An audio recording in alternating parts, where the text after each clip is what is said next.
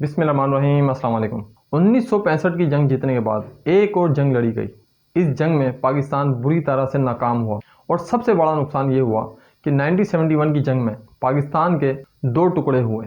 एक मशरिक़ पाकिस्तान बना, दूसरा मगरिब पाकिस्तान। 1971 की जंग के बाद पाकिस्तान में भारत में मुकम्मल खामोशी रही, मगर 1999 में एक और जंग लड़ी गई और इस जंग का नाम था कारगिल वार।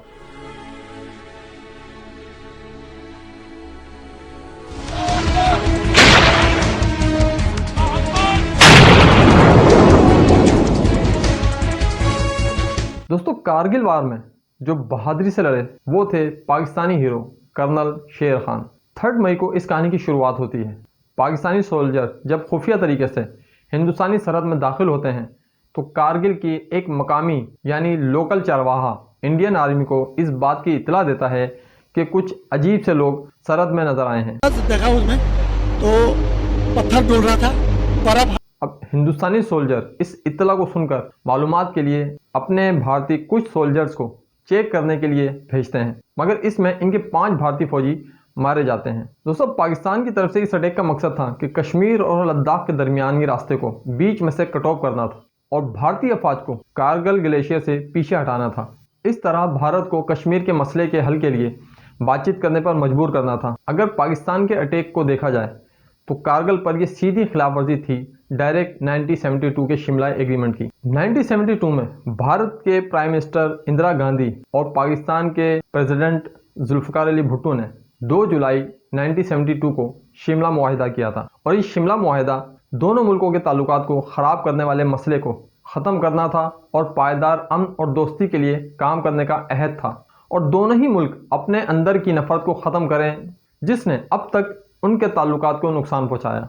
दोस्ताना और मोहब्बत वाले ताल्लुकात को फ़रोग़ और बड़े सग़ीर में पायदार अमन के क़याम के लिए काम करेंगे ताकि दोनों मुल्क ही अपने वसाइल और तवानाई अपने लोगों पर लगाएं, जिन पर हम बात कर रहे हैं। नंबर 1, अक़वाम मुत्तहिदा के चार्टर के असूल और मकासद दोनों मुल्कों के दरमियान ताल्लुकात को कंट्रोल करेंगे। नंबर 2, दोनों मुल्क अपने इख्तिलाफ़ात को पुरअमन तरीके से मुज़ाकरात के ज़रिए हल करेंगे। दोनों ही मुल्क के दरमियान किसी भी मसले के आखिरी हद तक कोई भी शख्स यकतरफा तौर पर सूरत हाल को तब्दील नहीं करेगा और दोनों ही मिलकर अमन और दोस्ताना ताल्लुकात को बरकरार रखने के लिए मफाहमत और अच्छी हमसायगी यानी कि अच्छी दोस्ती और उनके दरमियान पायदार अमन ये शर्त है और एक दूसरे के इलाकाई सालमियत और ख़ुद मुख्तारी के एहतराम और एक दूसरे की अंदरूनी मामलात में मदाखलत बराबरी और बाहमी फ़ायदे की बुनियाद पर अहद करेंगे।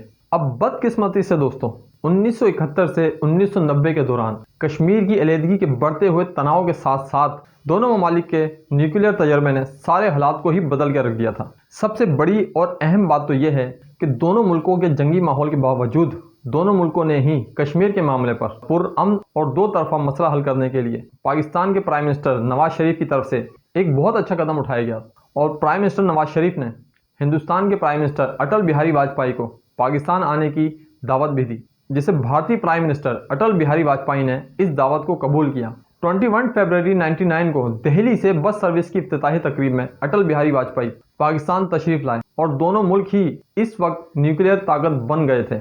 अमन और सलामती के लिए वो चाहते थे कि दोनों मुल्कों के दरमियान पुरअमन और दोस्ताना माहौल हो और इसके साथ दोनों मुल्कों के वजीर आज़म ने लाहौर डिक्लेरेशन पर साइन किए। एक तरह का बहुत अच्छा कदम उठाया गया था दोस्तों प्राइम मिनिस्टर नवाज शरीफ की तरफ से इंडियन वजीर आज़म को दावत देकर। जब अटल बिहारी वाजपेयी दावत पर पाकिस्तान आए तो उन्होंने कुछ यूं कहा, बहुत दिन दुश्मनी होगी, अब कुछ दोस्ती को भी मौका मिलना चाहिए। दोस्तों, दोनों मुल्कों की तरफ से बहुत अच्छा कदम उठाया गया था मुल्क और कौम की सलामती के लिए ताकि दोनों मुल्कों के लोग तरक्की करें, खुशहाल हों।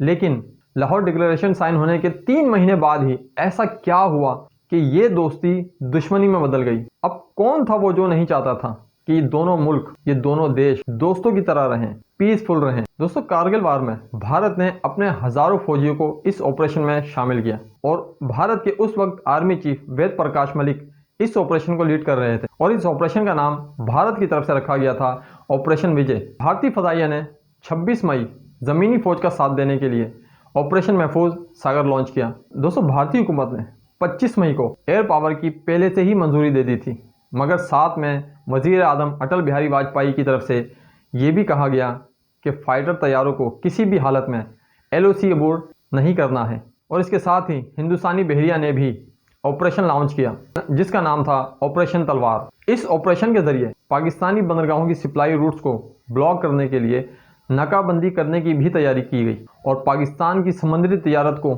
कम करने की भी धमकी दी गई। और पाकिस्तान जो समुद्री तिजारत तेल पर डिपेंड करता है, भारत ने इसका भी फायदा उठाया। दोस्तों, उस वक्त के प्राइम मिनिस्टर नवाज शरीफ ने यह बताया कि अगर पूरी तरह जंग शुरू हो जाती है तो पाकिस्तान के पास लड़ने के लिए सिर्फ 6 दिन का फ्यूल बचा है। दोस्तों, जब दो मुल्कों में जंग होती है तो इसके पीछे कोई ना कोई रीज़न ज़रूर होता है, मगर बाज़ टाइम तो ये पता लगाना बहुत मुश्किल होता है कि कौन सही है और कौन गलत। इस वीडियो में बताने का मकसद भी यही है कि आप ही फैसला करें कि उस टाइम उस वक्त कौन ठीक था। 99 की कारगिल वार में पाकिस्तान या फिर भारत, गलती किसकी थी? दोस्तों, कुछ माहिरीन ने तो ये भी खदशा जाहिर किया कि इस ऑपरेशन का मकसद 1984 में भारत के ऑपरेशन मेघदूत का बदला भी हो सकता है, जब भारत ने सियाचिन ग्लेशियर के ज़्यादातर हिस्से पर कब्जा भी कर लिया था। अगर कारगिल की बात करें तो शदीद सर्दी के मौसम की वजह से पाकिस्तानी और हिंदुस्तानी फ़ौज का मामूल था कि वो अपनी पोस्टों को छोड़कर नीचे की साइड पर उतर जाती थी और मौसम बहार में अपनी पोस्टों पर वापस आ जाती थी। लेकिन 1999 के मौसम बहार में पाकिस्तानी आर्मी ने वक्त से पहले ही आगे की पोस्टों पर कब्जा किया, जिनकी तादाद 130 के करीब बताई जाती है।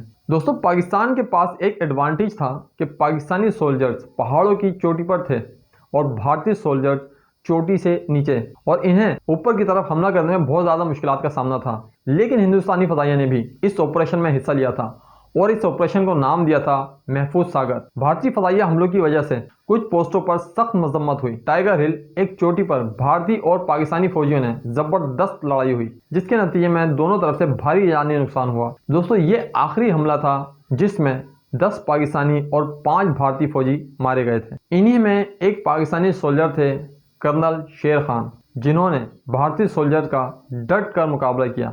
दोस्तों, 1971 की वार में पाकिस्तानी 93,000 फौजियों ने हथियार डाले थे भारतीय आर्मी के सामने। दोस्तों, बस मैं ये कहूँगा कि बहादुर सिपाही वो होता है जो आखिरी सांस तक लड़ता है और हथियार नहीं डालता। और कर्नल शेर खान ने भी कुछ ऐसा ही किया कि हथियार नहीं डाले और लड़ते रहे और शहीद हो गए। इनकी तारीफ भारतीय सोल्जर्स ने भी की। दोस्तों, कर्नल शेर खान को कारगिल ऑपरेशन के दौरान एक अहम पोजीशन के साथ एक जिम्मेदारी भी दी गई थी। कर्नल शेर खान और इनके साथ सिपाहियों से भरपूर अंदाज में लड़ते हुए बड़ी बहादुरी से भारतीय सोल्जर्स को पीछे करने में कामयाब हो गए और भारतीय आर्मी को भारी नुकसान पहुंचाया। कर्नल शेर खान की बहादुरी की तारीफ तो भारतीय ऑफिसर ने भी की।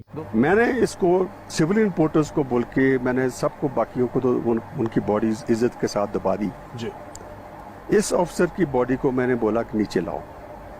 ये जो ट्रैक सूट वाला था? ये ट्रैक सूट वाला था। अच्छा अच्छा अच्छा। नीचे जब बॉडी लाए तो मैंने उसकी जेब वगैरह सारी उसके निकाले, उनके जितने भी लेटर्स थे जी, उनसे मेरे को पता चला कि इसका नाम कैप्टन कर्नल शेर खान है। दोस्तों, मजा तो इसमें है कि अपने तो अपने दूसरे भी मदे मुकाबिल तारीफ करें। 5 जुलाई 1999 को कैप्टन शेर खान लड़ते हुए शहादत हासिल करते हैं और उनको पाकिस्तान के आला तरीन एजाज से नवाजा जाता है। दोस्तों, 1980 और 1990 के दौरान पाकिस्तानी आर्मी ने जियाउल हक और बेनज़ीर भुट्टो को कारगिल के मामले पर इसी तरह तजवीज़ दी थी, लेकिन दोनों ही लीडरों ने इस मंसूबे का सुनकर मना कर दिया था। दूसरे मुल्कों ने भी पाकिस्तान को कारगिल ऑपरेशन पर शदीद तनकीद का निशाना बनाया। कारगिल लड़ाई शुरू होने के बाद पाकिस्तान ने मसले के हल के लिए अमरीकी मदद तलब की, मगर अमरीकी प्रेसिडेंट क्लिंटन ने भी बात करने से इनकार कर दिया। अमरीकी प्रेसिडेंट का कहना था कि पाकिस्तानी पहले LOC के हिंदुस्तानी हिस्से से अपनी फौज हटा नहीं देता, बात नहीं हो सकती। 4 जुलाई